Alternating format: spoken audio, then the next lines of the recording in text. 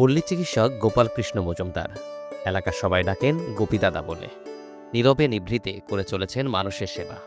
সকাল কিংবা গভীর রাত, অসহায় ও রোগাক্রান্ত মানুষের পাশে ছুটে যান সেবার ব্রত নিয়ে।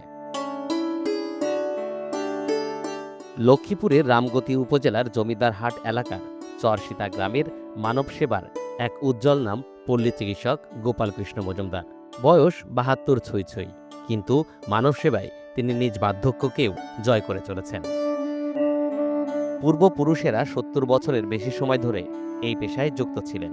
সেই দায়িত্ববোধ বুকে ধারণ করে আজও নিরলসভাবে কাজ করে যাচ্ছেন গোপীদাদা। অনেক সময় রুগীপত্র বাড়িতে চলে আসে তো আমাদেরকে নিয়ে যায় আর কি। আমরা সেভাবে ট্রিটমেন্ট করি, যাটুকু সম্ভব আমার অভিজ্ঞতা অনুসারে আমি ট্রিটমেন্ট দিতে চেষ্টা করি। এবং এই যদিও ভালো হয় তাহলে তো নিজের একটা মানসিক একটা শান্তি পাই আর কি। বাবা ঠাকুরদা ওনারাও ৭০-৮০ বছর পর্যন্ত এখানে ডাক্তারি করে গেছে। আমিও এইভাবে পেশা নিয়োজিত আছি আর কি। একসময় ভরসা ছিল পুরনো একটি সাইকেল। গ্রাম অঞ্চলের এক প্রান্ত থেকে আরেক প্রান্তে সেবার মানসিকতায় ছুটে যেতেন তিনি। সময়ের ব্যবধানে বয়স বেড়েছে, শরীর ক্লান্ত হলেও মনোবল অটুট। কখনো হেঁটে, কখনো বা রিকশায়, কখনো কারো মোটর সাইকেলে চড়ে পৌঁছে যান রোগীদের দ্বারে দ্বারে।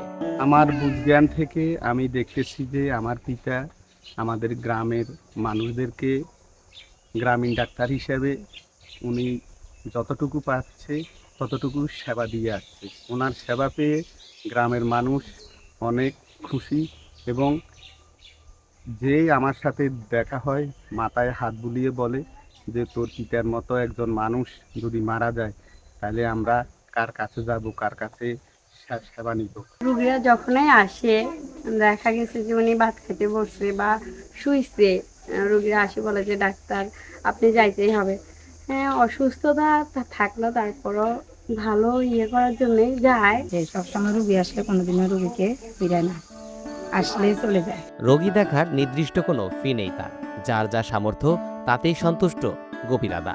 তার ভাষায় মানুষের সেবা করাই তার মূল লক্ষ্য। আমার কোনো ডিমান্ড নাই। আমি যে রুগী দেখতে গেলে যে যে যা দেয় আর কি, আপনি ১০০ টাকা দেয়, কেউ ৫০ টাকা দেয়, কেউ ১৫০ টাকা দেয়, আমার কোনো ডিমান্ড নাই। এটাতে আমার সন্তুষ্ট।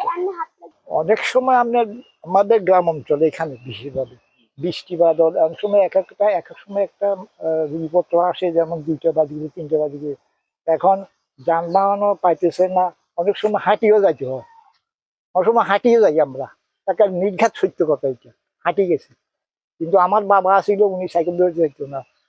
উনিও সব সময় আপনার ১৫-২০-৩০ মাইল পর্যন্ত আমরা হাঁটি যাই, তারপর আমরা রুগী দিই। মানুষের জীবন সীমিত হলেও তার সৎকর্ম তাকে অমরত্ব এনে দেয়।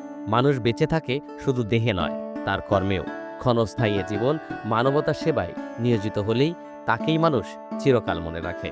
আর এরই মূর্ত উদাহরণ লক্ষ্মীপুরের পল্লী চিকিৎসক গোপীদাদা।